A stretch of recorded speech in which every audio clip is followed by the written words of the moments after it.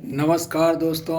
आज 16 नवंबर को मैं प्रोफेसर नृपेंद्र नारायण सिंह फिर एक बार आपके सामने हूँ और मैं कंटिन्यू करने जा रहा हूँ elegy written in a country churchyard का ये तीसरा खंड है, जिसमें मैं प्रख्यात विख्यात अंग्रेजी कवि टॉमस ग्रे, जो 18वीं सदी में पैदा हुए थे और लगभग 54 की उम्र में उनकी मृत्यु हो गई 18th सेंचुरी के फर्स्ट हाफ में। उनकी विश्वविख्यात, संभवतः अंग्रेजी भाषा की सबसे लोकप्रिय कविता elegy written in a country churchyard का ये तीसरा खंड मैं आपके सामने प्रस्तुत करने जा रहा हूँ।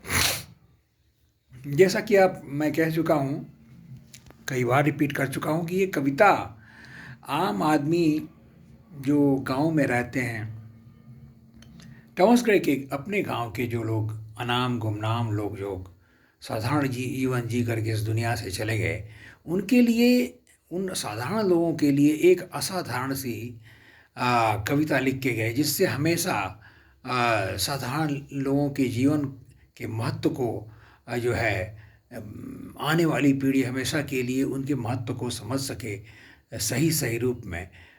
तो एक एक महान एपिटाफ जो है टॉमस ग्रे ने लिखा है, जो उनके गांव के जो फोर फादर्स थे, जो अनपढ़ थे और जिन्होंने एक सुंदर सा जीवन जिया, यूज़फुल जीवन जिया गांव की सीमा में ही।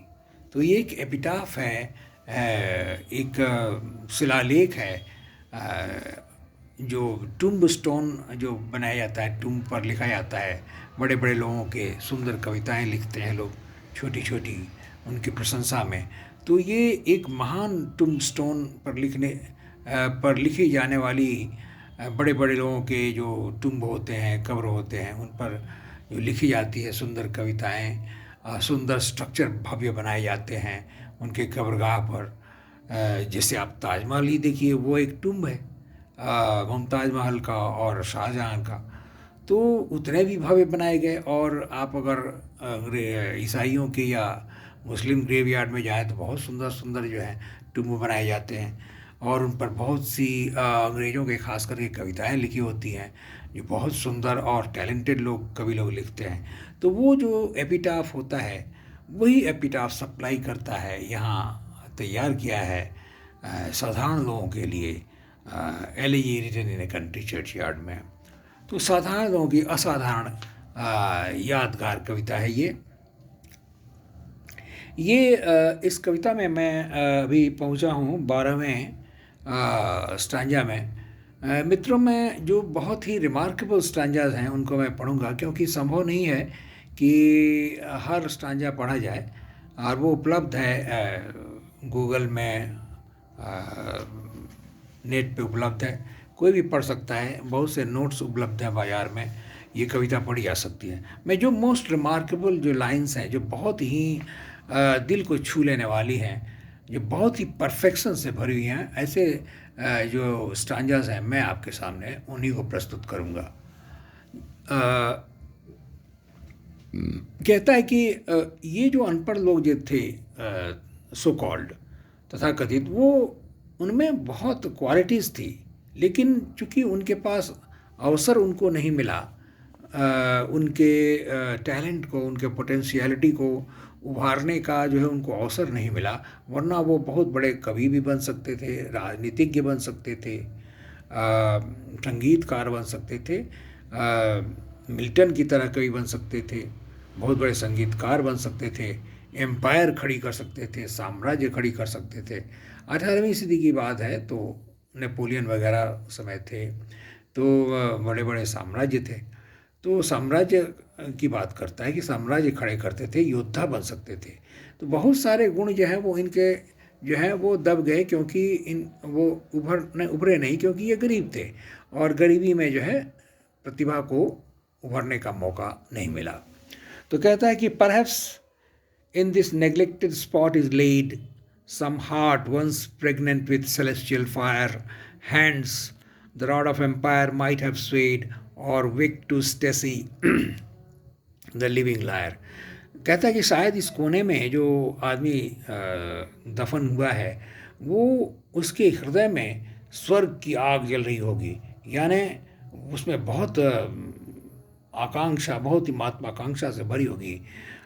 वो एक एम्पायर खड़ी कर सकता था। एम्पायर का जो रॉड होता है, जो एम्परर अपने हाथ में रखता है, उस छड़ी को होल्ड करने की क्षमता, पकड़ने की क्षमता है एम्पायर करे। बहुत महान योद्धा बनने की और एम्पायर खड़ा करने की क्षमता रखने वाला आदमी शायद यहाँ पड़ा हुआ है, लेकिन वो किसान बन के ही रह गया। और कहता है कि वो तार यंत्र कोई वीणा जैसी कोई अद्भुत स्वर्गीय तरह से बचा सकता था, वो सबके प्राणों को हर्षित करने वाला ऐसा संगीतकार बन सकता था। लेकिन चूंकि वो गरीब था इसलिए वो सब प्रतिभाएं वो उभरी नहीं, वो किसान बन के ही रह गया।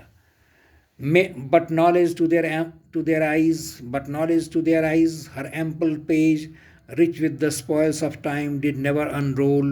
Chill penury repressed their noble rage. Chill penury repressed their noble rage and froze the genial current of the soul. कहता है कि लेकिन नॉलेज को पर्सोनिफाई कर रहा है कि नॉलेज ने उनके आंखों के सामने अपना बृहद पेज नहीं खोला, पन्ना नहीं खोला, यानी उनको ज्ञान प्राप्त करने का अवसर नहीं मिला। ज्ञान की देवी ने उनके सामने अपना पन्ना नहीं खोला, क्योंकि वो गरीब थे, ज्ञान पाने के लिए पैसा चाहिए। और इस ज्ञान के पन्ने में क्या होता है, तो सदियों के, कई सैकड़ों हजारों वर्षों के समय में से इकट्ठा किया हुआ ज्ञान, जो ज्ञान किताबों में रहता है, वो पन्ना ही नहीं खुला इनकी नज़रों के सामने, यानी ये शिक्षा नहीं प्राप्त कर सके। चिल पेनुरी, पेनुरी माने गरीबी जो ठंडी होती है, तो पेनुरी को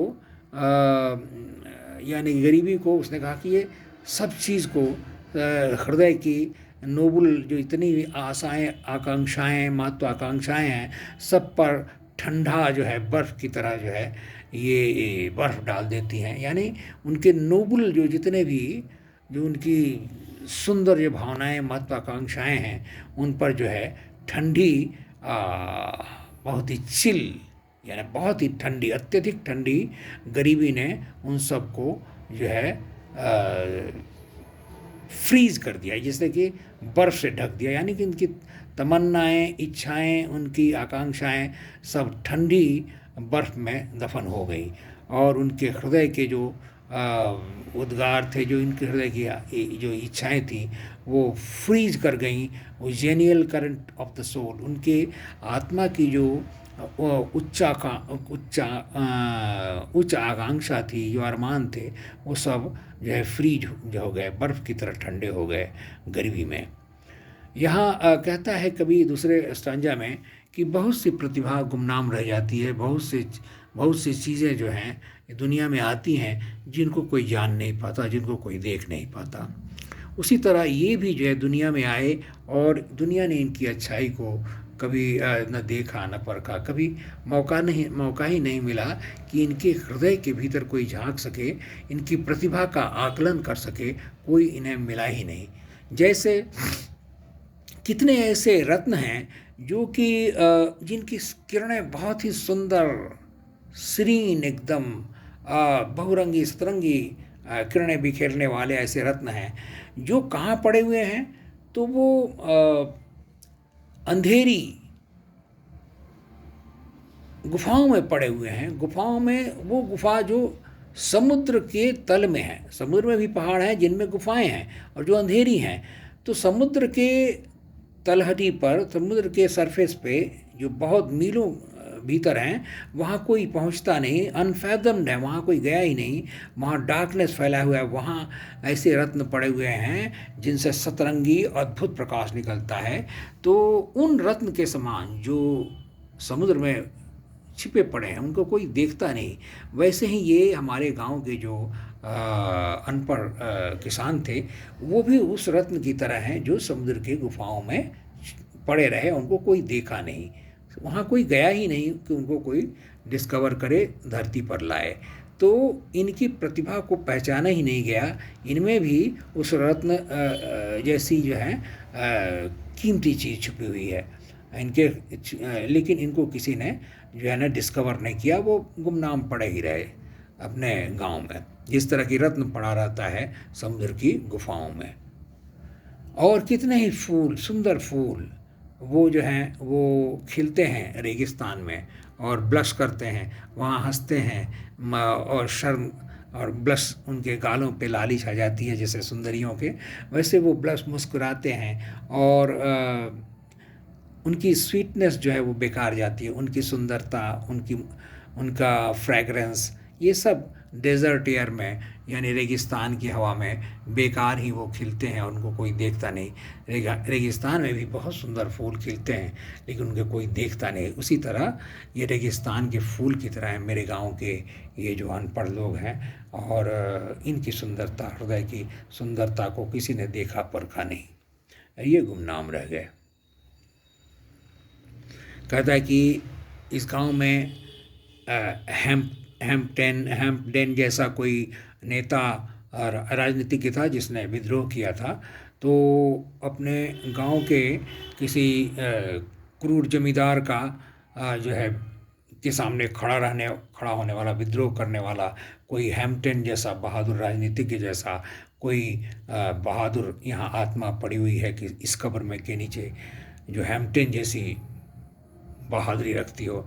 यहाँ कोई मिल्टन जैसा महान कवि जैसा कोई हृदय लिए पड़ा हुआ है, शायद वो मिल्टन की तरह महान बन सकता था। मिल्टन और वर्ड्सवर्थ और शेक्सपियर और लॉर्ड टेनिसन और टी.एस. इलियट, ये 5-6 ऐसे नाम हैं जो अमर हैं। तो मिल्टन जो है वो शेक्सपियर के ठीक बाद पैदा हुआ था, वो महाकवि था, और उसने सबसे पहला जो है महान एपिक लिखा। इसके पहले बियुल्फ लिखा हुआ था, लेकिन जो पैराडाइज लॉस्ट, पैराडाइज रिगेन्ड है, वैसे महान एपिक का लेखक मिल्टन जैसा बनने की क्षमता रखने वाला कोई किसान यहाँ पड़ा हुआ है जिसको मिल्टन बनने का मौका नहीं मिला, वरना इसके पास पोटेंशियलिटी थी, इसके पास जो है संभावनाएं थी मिल्टन जैसा बनने की। परहैप्स यहाँ कोई क्रॉमवेल जैसा मोनार्की के क्रूरता को दबाने वाला कोई क्रॉमवेल जैसा राजनीतिज्ञ यहाँ दफन है, जो कि क्रॉमवेल नहीं बन सका, और इस तरह बहुत से अपने कंट्री के मेन के, अपने देशवासियों के रक्त को भी नहीं बहाया। क्रॉमवेल ने अपने ही सिविल वॉर लग गया और कहीं इंग्लैंड के लोग मारे गए उस सिविल वॉर में, तो क्रॉमवेल नहीं बन सका, तो क्रॉमवेल जैसी हत्या भी नहीं किया। तो ये गांव के लोग जो हैं वो क्रॉमवेल बन सकते थे, यानी क्रूरता ख़त्म कर सकते थे राजतंत्र की। तो कहता है कि full many a gem of purest ray serene, the dark unfathomed caves of ocean bear, full many a flower is born to blush unseen and waste its sweetness upon the desert air. ये GeM बन सकते थे कीमती, जो गुफाओं में पड़े हुए हैं समुद्र की, ये उस फ्लावर की तरह हैं जो डेजर्ट पे खिलते हैं और उनको कोई नहीं देखता, वो उस जेम की तरह हैं जो समुद्र की गुफाओं में पड़े हुए हैं। तो कई ऐसे हमारे गांव के जो है पूर्वज जो हैं वो ऐसे ही महान बन सकते थे, उतने ही कीमती थे जितने समुद्र की गुफाओं में पड़े हुए जेम्स हैं, या सुंदर फूल जो खिलते हैं डेजर्ट में उनको कोई नहीं देखता। वैसे ही मेरे गांव के कितने ही टैलेंटेड और सुंदर मन वाले फोर फादर्स थे। और some village Hampden that with dauntless breast the little tyrant of his fields withstood, some mute inglorious Milton here may rest, some Cromwell guiltless of his country's blood. तो मैंने कहा कि यहाँ कोई हैम्पटन जैसा बहादुर नेता बन सकता था जो कि अन्याय का विरोध करे, यहाँ कोई मिल्टन बन सकता था जो कि बहुत ही सुंदर कविता, महान कविता लिख सकता था, लेकिन यही बात है कि गरीबी ने उनको ऐसा बनने नहीं दिया। तो दोस्तों ये तीसरा खंड समाप्त होता है और बहुत ही मेमोरेबल लाइन्स यहाँ पे हैं। इस कविता की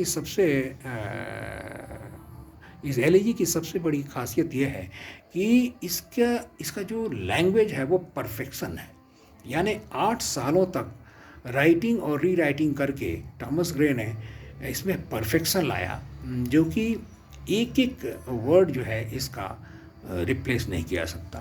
तो परफेक्शन इस कविता का दूसरा नाम है, elegy written in a country churchyard. ये जहाँ भी मिले आप इसका हिंदी ट्रांसलेशन पढ़ें, इंग्लिश सिंप्लीफाइड वर्सन इसका मिलेगा, आपको नेट पे मिल जाएगा, आप देखें। नमस्कार दोस्तों, और चौथे अंक में मैं इसको कंक्लूड करूँगा, और मैं पूरी कविता तो नहीं, लेकिन जो सबसे अच्छी लाइनें हैं, जो अच्छी जो स्टैंजास हैं, उन्हें पढ़ने की और डिस्कस करने की कोशिश करूँगा। नमस्कार दोस्तों, इसे आप पहले फेसबुक पे देखें, फिर यूट्यूब पे देखें, और प्लीज़ सब्सक्राइब करें मेरे यूट्यूब को, नृपेंद्र नारायण सिंह, NRIPENDRANARAYNSINGH, और PROF Nripendra Narayan Singh, 2 YouTube channel हैं मेरे। नमस्कार, गुड नाइट।